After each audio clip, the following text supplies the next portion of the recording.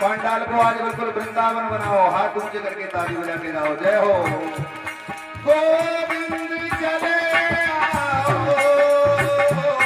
गोपाल चले आओ, मेरे मुरलीधर मोहन नंदलाल चले आओ, मेरे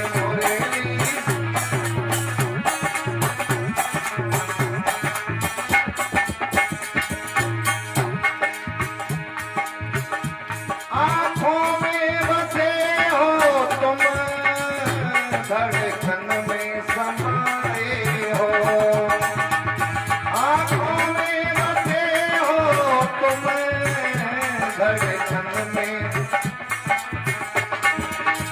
और कुछ ऐसा करो मोहन, सांसों में समा जाओ, हरि बोल।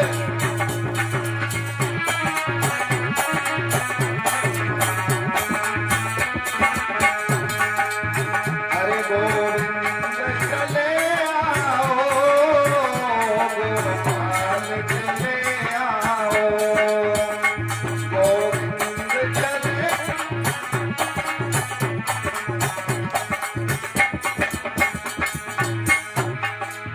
और भगवान कैसे आते हैं?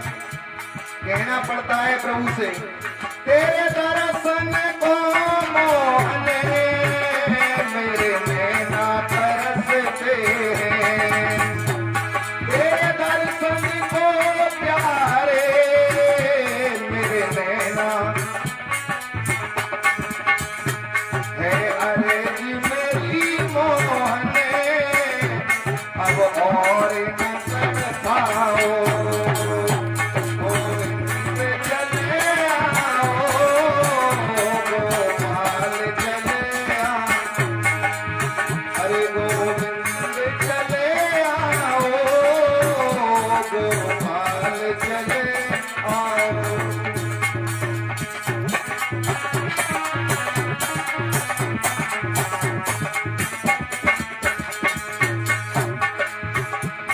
एक शरत जमाने से श्याम हमने लगा ली है, एक शरत जमाने से प्यारे हमने, क्या शर्त लगाई है भगवान?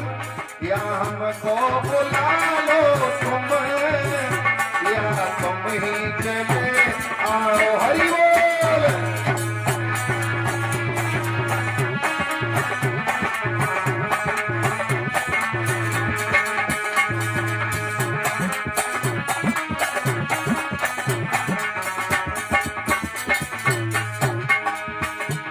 गोविंद चले आओ, गोपाल चले आओ, गोविंद चले आओ, गोपाल चले आओ, अरे मेरे मुरलीधर मोहन नंदलाल चले आओ, मेरे मुरलीधर मोहन नंदलाल चले आओ, गोविंद चले आओ, गोपाल चले आओ, और मेरे मुरलीधर मोहन नंदलाल चले आओ। बांके बिहारी भगवान की जय। वृंदावन धाम की जय, मेम वाली मैया की जय। आइए भगवान की कथाओं में प्रवेश करेंगे। आदर के पात्र बुजुर्गों, प्यार करने योग्य बच्चों, सती सीता सावित्री और अनसुईया के समान ग्राम न्योरा की पावन भूमि में पलने वाली भगवती स्वरूपा मेरी माताओं एवं बहनाओं, आपकी पावन नगरिया ग्राम न्योरा में भगवान की पावन चर्चा का आज 5वां दिन हो गया है और 5वें दिन की भक्ति वर्णन करती है। मंत्र जाप मम दृढ़ विश्वासा, पंचम भगति सो वेद प्रकाशा। बाबा तुलसीदास कहते हैं हमें भगवान पर खूब भरोसा करना चाहिए और जब हम भरोसा करते हैं तभी भव से पार होते हैं। एक बात और बता दूं भाइयों, जिस भूमि में भगवान की कथा होती है, चर्चा होती है, वो भूमि एक प्रकार से तीर्थ नगरी बन जाती है। जहां तक भगवान की कथा की आवाज जाती है वहां तक का वायुमंडल शुद्ध हो जाता है।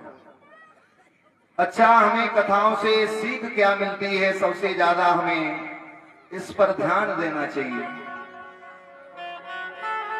तो ज्यादा समय को नष्ट न करते हुए भगवान की कथाओं में प्रवेश करेंगे। गंगा मैया के पावन तट पर बैठे हुए श्री सुखदेव जी कहते हैं, हे राजन परीक्षित, तुमने सूर्यवंश की कथाओं को सुना, अब बताओ। परीक्षित ने कहा, हे प्रभु, तुमने राम की कथाओं को सुनाया, राजा महाराजाओं की कथाओं को सुनाया, अब मैं अपने प्यारे प्रभु श्री कृष्ण की कथाओं को श्रवण करना चाहता हूं। श्री सुखदेव जी कहते हैं, हे राजन परीक्षित, कृष्ण की कथाओं को श्रवण करना चाह रहे हो तो सुनो। मथुरा नगरी में एक राजा कंस हुए, उनकी बहन का नाम था देवकी, और देवकी के गर्भ से भगवान श्री कृष्ण ने अवतार लिया। रात ही रात में वसुदेव ने गोकुल पहुंचा दिया। गोकुल में नंद बाबा के यहाँ पे बधाइयां गाई गई। फिर भगवान ने बाल लीलाएं करी, गोवर्धन की पूजा, कालिया नाग को नाथा, और 11 साल 56 दिन की उम्र में भगवान ने कंस को मार दिया। महाभारत का युद्ध करा दिया, पांडवों की जीत करा दी, और उसके बाद भगवान अपनी लीलाओं को समापन करने के लिए धराधाम को छोड़ करके वैकुंठ को चले गए। कितनी शॉर्ट कथा सुनाई। जब परीक्षित ने ये कथा सुनी भगवान की तो परीक्षित जी कहने लगे सुखदेव जी से, प्रभु तुमने मेरे ठाकुर जी की कथाओं को बहुत शॉर्ट सुनाया है, मुझे विस्तार से कथा सुनाओ। श्री सुखदेव जी कहते हैं, हे राजन परीक्षित, मैं तो यही जानना चाहता हूं कि तुम्हारे मन में भगवान की कथाओं की प्यास कितनी लगी हुई है। अब मैं तुम्हें विस्तार से भगवान की लीलाओं का वर्णन कराऊंगा। तो थोड़ी देर पहले आप हमारे छोटे भाई विनोद के द्वारा कथा सुन रहे थे। बहुत कम शब्दों में बताता हुआ जाऊंगा, आगे भगवान का जन्म कराना है।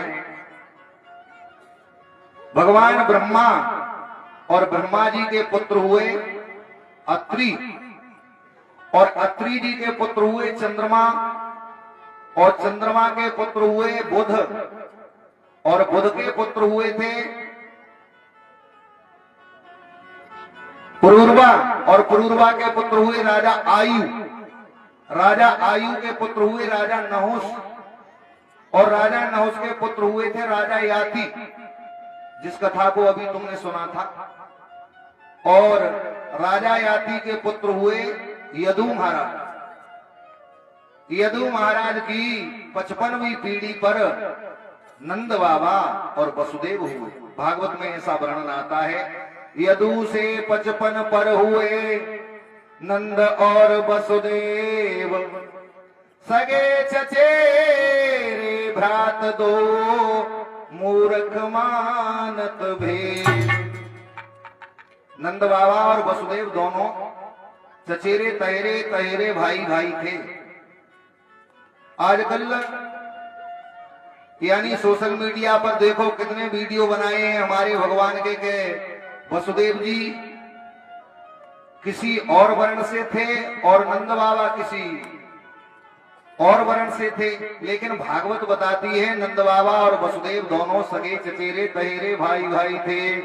बोली वृंदावन बिहारी लाल की। तो भागवत में एक बड़ी सुंदर कथा आई है, थोड़ा उस कथा पर ध्यान देते हुए फिर हम भगवान का जन्म